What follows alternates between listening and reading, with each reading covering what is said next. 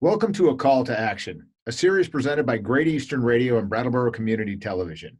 We're covering many different topics, from sheltering in place to scams that pop up during a time of crisis. Today, we're talking with CEO of C&S Wholesale Grocers, Mike Duffy. C&S is the largest wholesale grocery supply in the nation and an industry leader in the supply chain. So obviously, guess what we're talking about today, Mike? One guess, food, right? Grocery. Yeah, that's it. Well, thank you for doing A Call to Action Absolutely. today. We appreciate it. First and foremost, let's get into this. And it seems to me, as a layman who has a very basic understanding of how our supply chain works, that the folks at C&S have really kind of stepped up, and things seem to be flowing fairly well. Is that a good assumption? Yeah, I think so. And thank you. I think first, we have a history of leading in times of great challenge for over 100 years, and keeping our communities fed is one of our core, it's our purpose and mission. And this has been no different. So it truly has been inspirational to watch our people rise to the occasion and help keep the nearly 20 million Americans who rely on us each week for food fed. So I think all things considered, it's gone well. Could it be better? Of course. But I think given everything going on, it's holding up pretty well. Okay, great. So let's discuss the actual supply chain and how that works a little bit, like how the food gets to the warehouse, and how does a bag of chips end up going from wherever it originates to my grocer's food shelf? Well, it probably starts in Idaho with the potatoes. All right. So then the farmers will ship their product to the manufacturer. The manufacturer then process it and slice it and do everything they do and put it in the bags. From there, they will typically ship to their own warehouse. And then their warehouse will ship to us. And then in turn, we will ship to the stores. So it's a process that's obviously multi-step, multi-week, but it's a very defined supply chain. So obviously you probably, and maybe I'm simplifying this too much, but you might have an employee that's just in charge of buying chips for the warehouse. That's correct. That's correct. So, yep. Okay. Yeah, and they work, that's a good point. So they work, and we work daily, especially now in certain categories. So they work daily with their retail customers and partners to understand, hey, I think I'm going to buy 100 units next week and 100 the week after. So they'll work to try to get a demand plan or forecast for the next 6, 12, 13 weeks. And in turn, they also work upstream with the manufacturer to relay that information, because we're not just shipping to one customer. So they'll aggregate the volume from all the customers and say, hey, in total, it looks like I'm going to buy 1,000 next week and the following week. So then the manufacturer takes that data from us, from other wholesalers, and other customers that they may ship direct. They pull it together into a manufacturing plan that then they can work with their farmers to make sure they get ample supply of potatoes in this case, for example, film for the bags, or whatever other raw materials or ingredients they may need.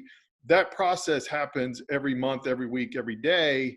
But a lot of times the cycles only get updated monthly in the manufacturing environment. But today, given what's going on, they're changing and looking at schedules every week. Right. So things that happen, here's one of the headlines I saw was that we were running out of meat. And I mean, as a rational individual, I don't know how that happens, but how does that happen? Is there a possibility of that happening? I mean, are we running out of meat? No, I think right now the supply in total is ample to meet the current demand of people. It's just at different places in the supply chain now. The cumulative effect or impact, if packers and processors continue to shut down, will strain or further stress the supply chain. And if the consumer goes to the store and just sweeps the shelves and buys everything available, that will put a lot of pressure on the supply chain, and then we'll get worried. But there's enough supply in aggregate to meet, like I said, current demand levels. But if more plants or packers go down, or people, hoard meat like they did the toilet paper at the beginning, then you're going to see spot outages. But right now we have a healthy supply of inventory. Right. So let's, since you brought it up, let's talk about the toilet paper. And I don't even know, is that a product that C&S will distribute? Yes. Yeah. So how do you handle something like that? That was first of all one of the most bizarre things I think I've ever seen this country do. It still is. Yeah. But Right. I think people are going to be putting it in their wills for their grandkids. Yeah. It is I would say most of the paper processors, like for toilet paper, they run their plants 6 days a week, typically already. So with this surge in demand, it puts a lot of pressure on them to catch up. So they can maybe add, maybe at max 30% capacity by adding additional shifts, putting off maintenance, eliminating changeovers. So they're working overtime now in the factories to try to catch up to the demand. But when you have a 300% increase of demand at retail and the supply chain is only designed for 30% Right. increase, it's Yeah. hard. It takes time to catch up. So I think the paper, fully stocked shelves for paper is still probably months away. Yeah, okay. Oh, really? Interesting. I mean, I have been seeing as I go into the stores, I've been seeing it, and I have to be honest with you. I passed by some toilet paper the other day, and I have enough at home, but I thought maybe I should buy some, and I don't want to be that guy, so I didn't. Exactly. So, all right. If now COVID-19 protocols have, clear to say, put a lot of strain on our frontline workers, and for as it applies to you, the warehouse selectors, truck drivers, loaders, all that. Has it put a strain on your day to day? Yeah, absolutely. Our people are working incredible hours and shifts to keep up with demand, but and they've been awesome. And they rose to the challenge. Like I said, a lot of companies look for a narrative in times of crisis to bring it to their people. We didn't need it because that's who we are, keeping our communities fed. So they rose to the challenge, but we did make policy changes to make sure they stay safe and healthy. So the first week, people were working 14, 15-hour shifts and coming back the next day. We've capped that at 12 because the last thing we want people to do is get really tired and then get hurt, because there's nothing worse if somebody gets hurt, especially being tired. We modified our sick leave and PTO, or paid time off, policies and practices so people don't feel compelled to come home or come to work if they don't feel well. We want them to stay home. Okay. We're providing the personal protection equipment like masks, thermometers, so they can check their temperature at home. But the more we can do, we're trying to do everything we can, first and foremost, to keep our people safe and healthy, but then also providing other flexible work arrangements so that if they don't feel well or don't feel safe, that they can still be productive in a different environment. Okay. All right. So yeah, I think that answers the question, because I know that those warehouse selectors and those folks are, they're working hard, they're lifting boxes, they're moving things. So it's hard. So good. That's really nice that you guys were able to kind of pivot and readjust those policies. Yeah, and the other thing we're doing, frankly, is hiring and adding capacity to help them both just get more throughput through the buildings and give them a break. So in the last 4 weeks, we've hired almost 1,000 new warehouse associates with a Right. goal of hiring about 1,400 more. And you've probably seen or probably read, we've partnered with food service distributors like Cisco, US Food, PFG, who have been negatively hit with the downturn because they serve restaurants. So Right. we brought a lot of their folks into our buildings to keep them employed, but again to give our people a break as well as improve capacity. All right. So you guys, it's safe to say, it sounds like you guys have really thought this thing through. Yeah, it's we have, I think, but everybody's learning every day. Yeah. It's we all have our business continuity plans that we stress test every year, and we do the same. And they get tested through hurricane season in the southeast or blizzards, obviously up northeast. But this is one of the so-called black swan events that it's really hard to prepare for. So the best thing we can do, and we have a twice-a-day crisis management team call with the leadership, with my staff, to see what decisions we have to make, where do we have to pivot, are there new learnings that we got to quickly adopt and reapply. So there's things we continue to learn each and every day, both with ourselves and talking to our partners in the manufacturing and retail environment. Right. And that's got to be completely a key element to keeping that supply chain moving. Absolutely, because things are fluid and they change every day. And there may be, we may have an issue with trucks, or we may have an issue with the trucks couldn't get an appointment at our warehouse. So we've got to be constantly communicating to make sure product continues to flow. Yeah, it's a lot of moving parts. I don't envy the position, but it sounds like you guys are tooled to do that. That's great. Absolutely. So again, as you said, you call this a black swan, a black swan moment, and I think that that's correct because it's not like you're dealing with a blizzard in the Northeast while California is flowing well. This is nationwide, and CNS, at least for our region, and I imagine throughout, has always been a very generous community partner. And I'm sure with these unprecedented times, like what we're going through, you guys have to be flooded with additional asks. Have you guys created new protocols around that?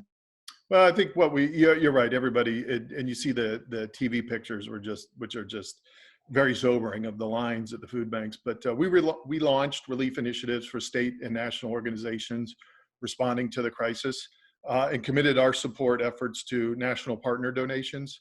So we provide financial donations to support national nonprofits such as Feeding America, Mhm. First Book, and United Way, who are assisting with response and recovery efforts. And we've had relationships with these associations over the years. We're also working with local food banks to provide donations where we can, that will get food to obviously the countless families who need it. But we're trying to really focus in our resources on those who we've partnered with for a long time and over the years. And it's always hard to say no to people, but there's only so many resources that can be deployed. Well, also in what I know around working with nonprofits and all that, there is a way to do this and do it correctly. Although I know what you're saying that it's hard to say no to people who are in need, you have to kind of give to these bigger organizations who can filter it down and probably do more good with the same amount of money. That's right. So, That's you right. know, They have scale benefits and other things that make sure that it's an effective and efficient use of resources. That's right. right. Okay. Um, with the understanding that nobody could have ever predicted this, and again, I think we've alluded to it, and terminology that I like to use is we're all trying to fix the car while it's moving, That's right. repair the airplane while it's in flight. How would you rate your CNS's overall reaction and response to the pandemic? I think, well, I'd split it into two things. I think effort a 10. I mean, a 10 plus on a 1 to 10. The people have been really heroic in working and finding creative or innovative solutions to keep product flowing through the supply chain. But I'd say we have opportunities to improve, just like every other companies, the government, in terms of process communication. I think, like I said, we learn every day, and every day we get smarter, and we build on those improvements. And it will certainly, God forbid it would happen again in the future, we would be much better prepared. But I think that the effort of everybody has been tremendous. But like I said, we learn every day, and we know we can do things better.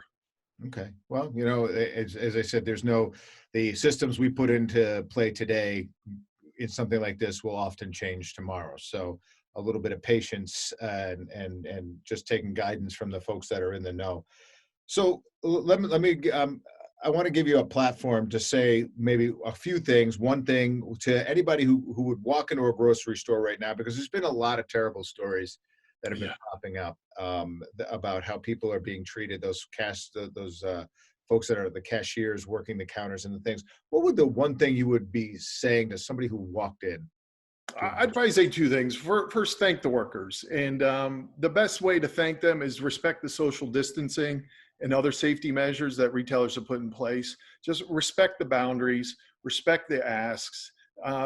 They were put in place to create a safe environment for everyone, not just you as a shopper or consumer, but the employee as well. So I think the best thing you can do is thank them is by respecting those social distancing. And then going back to something you said before, second, just buy what you need for the week. Just because there's 5 cans of cut green beans on the shelf doesn't mean you need to take them all. right? Take the one you need for the week and then come back next week, because we can catch up and replenish the system and make the shelves full again. But we need to work together across the supply chain to do so. Yeah, no, I think that's all really good sound advice, especially now with we see grocers. I know just utilizing our own local co-ops who have been doing literally the physical shopping and curbside delivery, Right. um, and those things, and they are limiting, and people are unfortunately having to limit people. So yeah, I think just take what you need. I think that's really sound advice. Anything you think we've left out of today's conversation? I don't think so. I think certainly one thing, and we learn every day too, is the public-private partnership, and we've received great support from our friends in New Hampshire, and it's there's a lot of opportunities for us to improve together, especially around communication and sequencing, and we're learning together. But the best thing is we have an open dialogue and open channels of communication, and in opening those up, it allows us to work together to help all our communities. Great. Mike, thanks so much for explaining the supply chain. I think it's a big help. It helps people understand it.